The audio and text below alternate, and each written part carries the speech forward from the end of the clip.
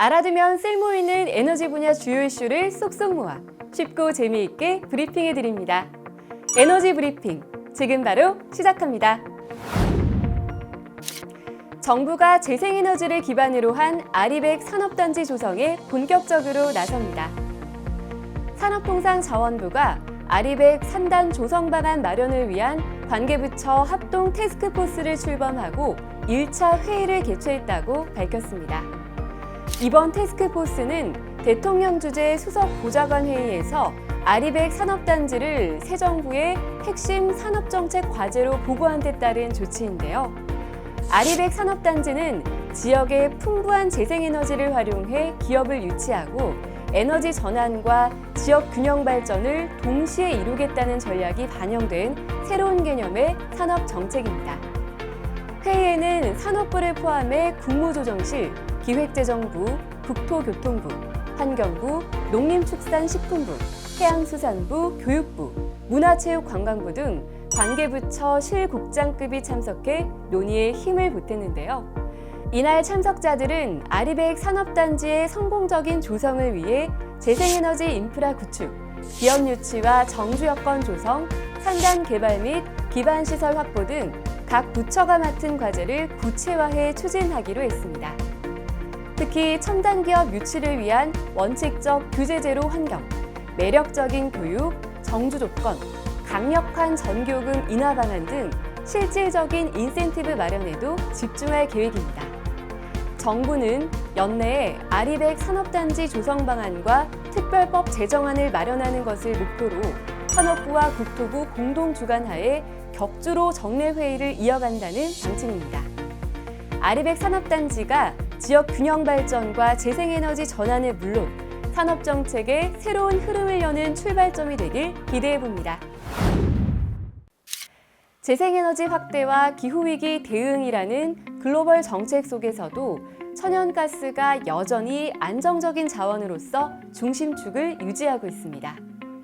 최근 발표된 2025년 세계 에너지 통계 보고서에 따르면 지난해 기준 천연가스의 글로벌 생산과 소비 모두 사상 최대치를 기록했는데요.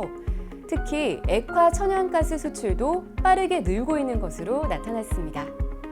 2024년 전 세계 천연가스 생산량은 하루 3,980억 입방피트에 달하며 역대 최고치를 경신했는데요.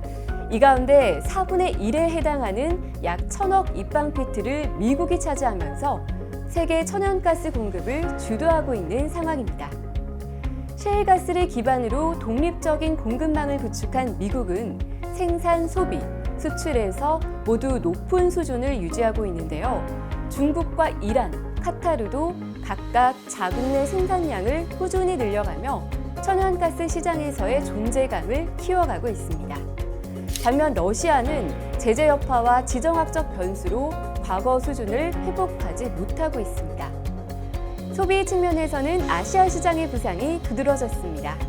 중국은 지난 10년 사이 소비량을 2배 이상 늘리며 미국, 러시아에 이어 세계 3위 소비국으로 올랐습니다.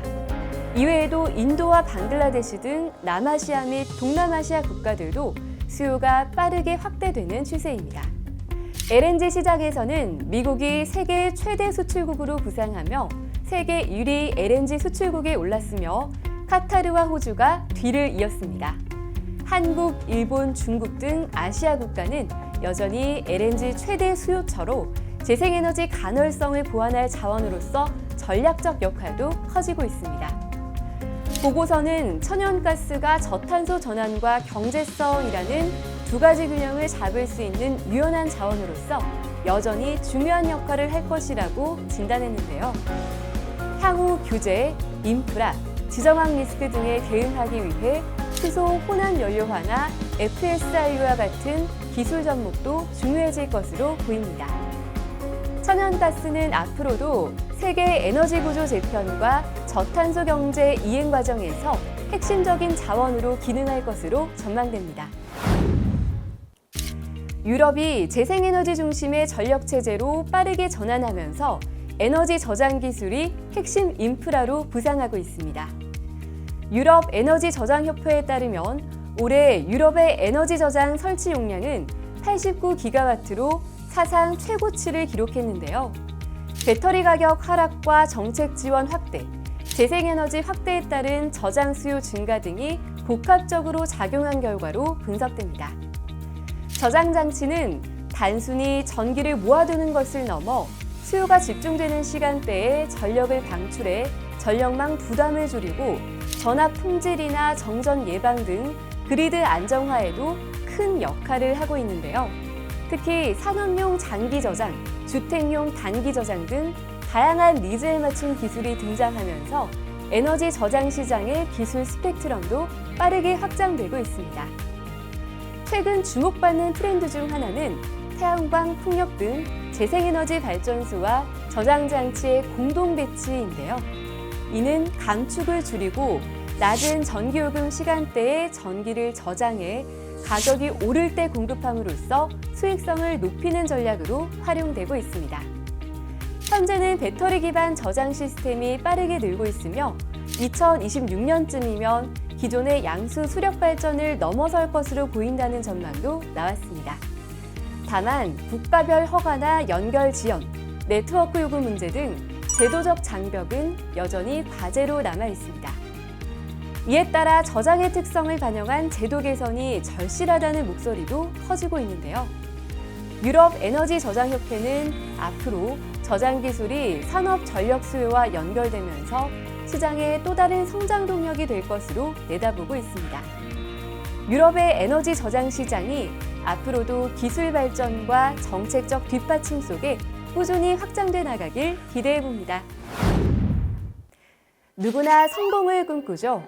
그런데 그 길에 필요한 내면의 힘에 대해 생각해 보신 적 있으신가요?